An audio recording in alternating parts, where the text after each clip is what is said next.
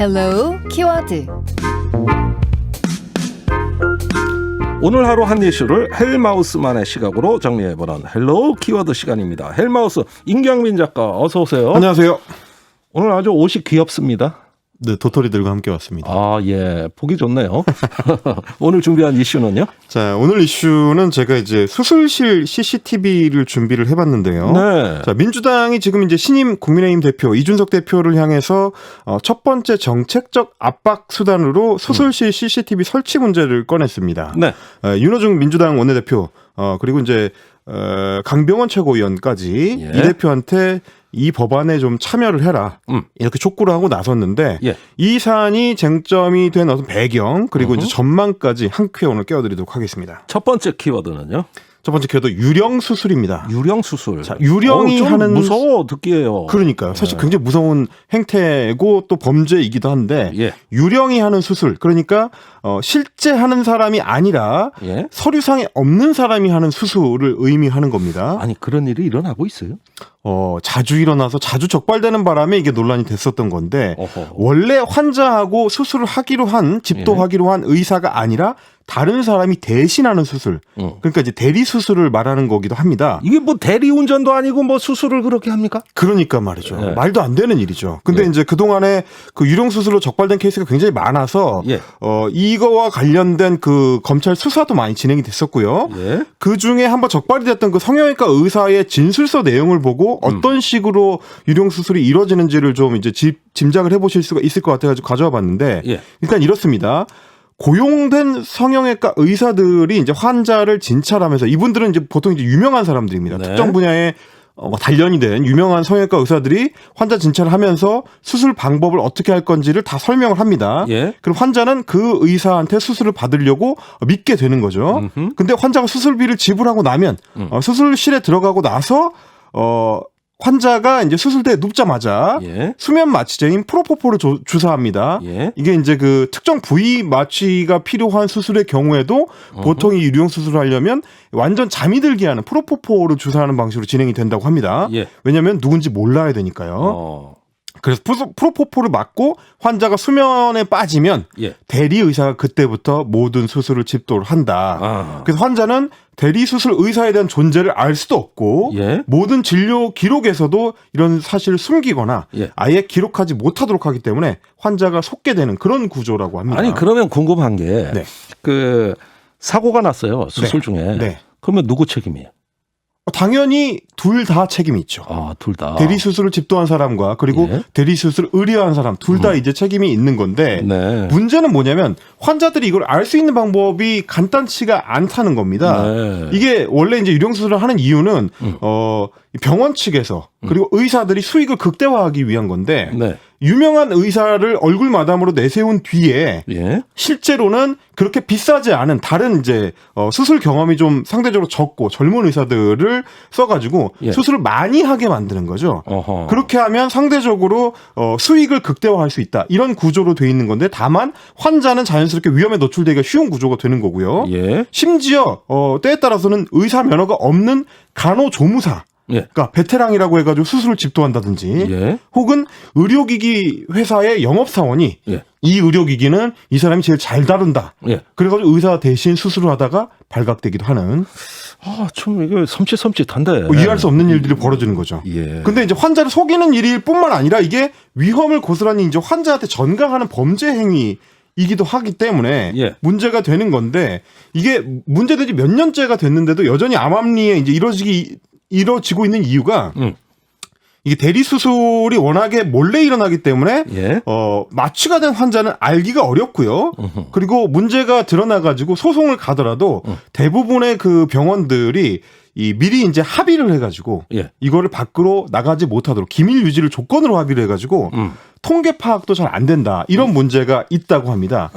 이거 참 여러 가지로 환자들 올리네. 그래서 이제 지난달에 민주당 권칠승 의원실에서 CNN하고 이제 협의를 해가지고 예. 그 제공한 보건복지부 자료를 보니까 예. 2015년부터 2019년까지 5년 동안 드러난 이 사건이 드러나가지고 이제 행정처분을 받은 경우가 28건밖에 안 되고요. 예. 그리고 그 중에서도 의사 면허를 박탈당한 경우가 5건밖에 안 됩니다.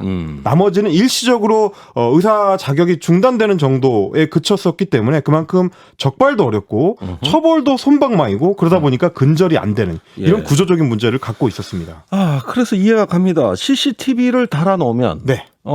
이거 이제 근절할 수 있는 거 아닙니까? 그래서 지금 두 번째 키워드로 제가 꼽은 게 이제 블랙박스인데 네. 차량에 설치된 블랙박스를 통해서 이 사고가 났을 때 원인 규명도 하고요. 책임 소재도 따지고 얼마나 좋습니까? 그렇습니다. 애초에 그리고 이제 블랙박스가 다른 차들에 다 달려 있다고 생각을 하면 예. 운전하는 사람도 아무래도 난폭 운전이나 교통 위반을 이제 뭐 좀 조심하게 되는 예. 그런 예방 효과도 있죠. 그런 것처럼 수술실에 CCTV를 설치해서 이런 문제를 예방하자.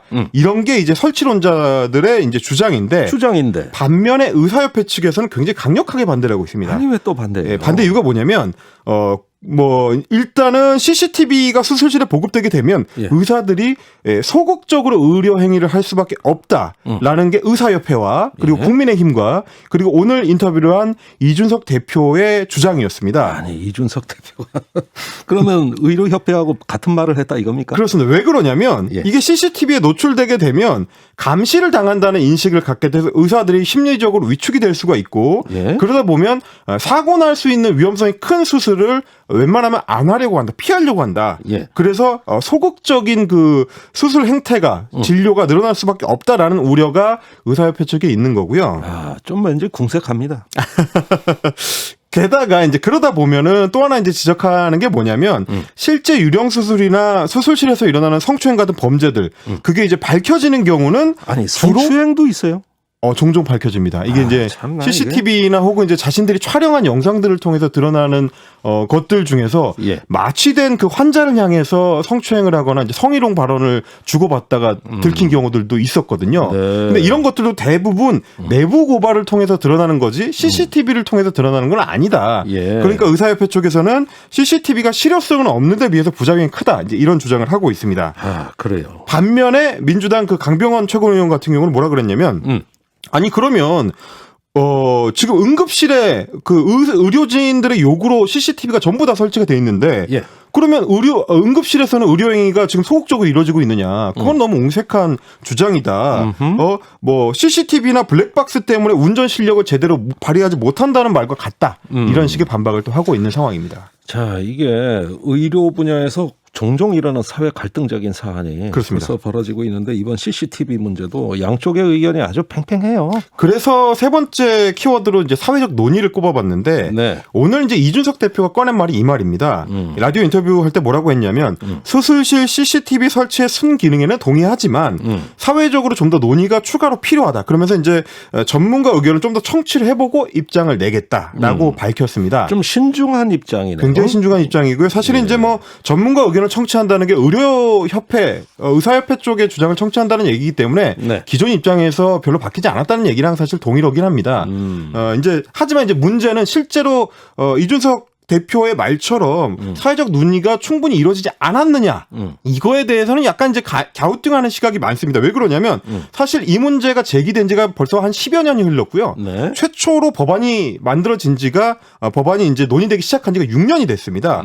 게다가 이재명 경기도지사 같은 경우는 CCTV 설치 의무화 얘기를 꺼낸 뒤에 이미 경기도의 모든 도립병원 수술실에 CCTV를 설치해서 운영 중이고요. 네. 그리고 경기도의 민간 의료기관들도 수술실 CCTV를 확대하고 있는 추세입니다. 네. 심지어 이제 워낙에 논란이 되다 보니까 오히려 환자들을 안심시키기 위해서 선제적으로 도입하는 민간 병원들도 늘어나고 있는데 예. 뭐 부평의 힘찬병원이라든지 BK 성형외과 같은 대형 병원들이 이 추세를 지금 선도를 하고 있습니다. 예. 게다가 여론조사상으로도 지난달 한국사회 여론연구소가 TBS랑 실시한 예. 18세 이상 성인 남녀 1,004명을 대상으로 한 여론조사 보면은 80.1%가 CCTV 압도적이네요. 설치 의무화에 찬성하는 예. 그런 입장이고 뭐 대부분 여론조사가 사실 이런 추세입니다. 예. 그러니까 이제 민주당 입장에서는 여론의 압도적인 지지를 얻고 자신들 당의 이제 대선 주자인 이재명 지사의 주요 어젠다 이 CCTV 설치 의무화를 밀어붙일 기회를 지금 잡고 있는 셈이고 예.